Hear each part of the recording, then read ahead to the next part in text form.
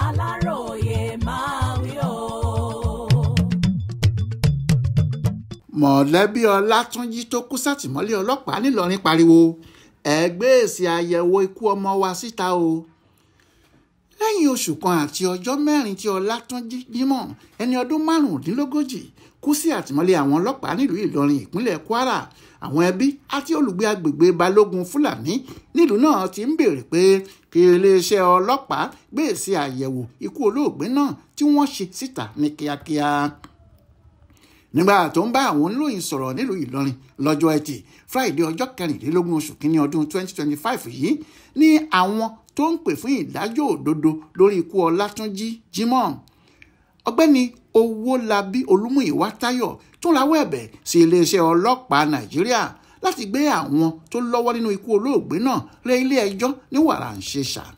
Tẹ́ ò bá gbàgbé, Ọlátúnjí kú sí àtìmọ́lé iléeṣẹ́ ọlọ́pàá Nàìjíríà nílùú Ìlọrin lógúnjọ́ oṣù kejìlá ọdún 2024 tó kọjá lẹ́yìn tí wọ́n mú fún ẹ̀sùn pé ó jẹ ọkùnrin kan Gabriel Sunday tó jẹ́ ọ̀gá fún un níbi iṣẹ́ ní $220,000 náírà 220,000 naira. Olùgbọ̀wọ́ fún ìdájọ́ òdodo fún Ọlátúnjí Jimoh sọ pé wọn kò fún ẹbí Ọlátúnjí ní ẹ̀dà èsì àyẹ̀wò ikú Ọlátúnjí, táwọn sì gbọ́ pé wọ́n ti fi èsì náà ṣọwọ́ síléeṣẹ́ ọlọ́pàá láti bí ọ̀sẹ̀ méjì sẹ́yìn. Ó ní irọ́ ni wọ́n kàn ń pa tí wọ́n sì ń darí wa sọ́dọ̀ dókítà tí òun náà sì ń dá wa padà sọ́dọ̀ wọn. Wọ́n sì ti mọ̀ dájú pé àbájáde èsì náà kò fi hàn rárá pé olóògbé Ọlátúnjí pokùnso ní àtìmọ́lé gẹ́gẹ́ bí wọ́n ṣe sọ ni. Ẹbí olóògbé náà àti àwọn ènìyàn agbègbè Balógun Fúlàní Ìlọrin wá rọ gómìnà Abdulrahman Abdulrasaq láti dá sí ẹjọ́ ọ̀hún gẹ́gẹ́ bí bàbá àti gẹ́gẹ́ bí olórí aláàbò nípínlẹ̀ náà. Bákan náà ló ní àwọn ti kọ̀wé ránṣẹ́ sí Emir Ìlọrin Alhaji Ibrahim Sule Gambari láti bá àwọn dá sí ọ̀rọ̀ náà ní kíákíá.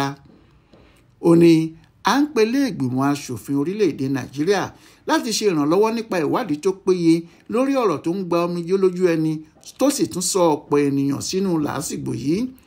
Nítorí pé tí a bá fi wọ́n sílẹ̀ láì sí ìjìyà, Nàìjíríà ń sùn lórí bọ́ǹbù ni tí yóò sì bú gbàmù láìpẹ́ lọ́wọ́ àwọn òṣìṣẹ́ ọlọ́pàá tí kò kún ojú òṣùwọ̀n. Ìdílé náà sọ pé olóògbé Ọlátúnjí fi àwọn ọmọdé méjì àtàwọn òbí tí wọn ò tí ì dàgbà tí wọ́n sì ń gba ìtọ́jú lọ́wọ́ nílé ìwòsàn General ní ìpínlẹ̀ Kwara sáyé lọ. Wọ́n ní lọ́wọ́lọ́wọ́ báyìí àwọn ẹbí náà ń ṣọ̀fọ̀ nínú ìrora àti ìbànújẹ́ ni wọ́n sì ń kígbe pé ìjìyà àwọn ará ìlú àti aláìṣẹ̀ gbọ́dọ̀ dópin lọ́wọ́ àwọn ọlọ́pàá èké. Alukoro ọlọ́pàá ní Kwara SP Èjìrẹ́ Adéyẹmí Adétóun sọ pé ohun tó kàn ní kí àwọn gbé àwọn ọlọ́pàá tó lọ́wọ́ nínú ọ̀rọ̀ náà lọ sílé ẹjọ́. Adétóun ní ìdí tí àwọn fi ṣe àyẹ̀wò ikú ọkùnrin náà ni nítorí ilé ẹjọ́. Ó ní àwọn mọ̀ pé ilé ẹjọ́ yóò béèrè èsì àyẹ̀wò ikú rẹ̀ nígbà tí ẹjọ́ bá dé ìpele kan làwọn ṣe múra kalẹ̀ kí ìgbà náà tó dé. Ibrahim Alágúnmu ló ṣàkójọpọ̀ ìròyìn ọ̀hún fún Aláròyé Online Television.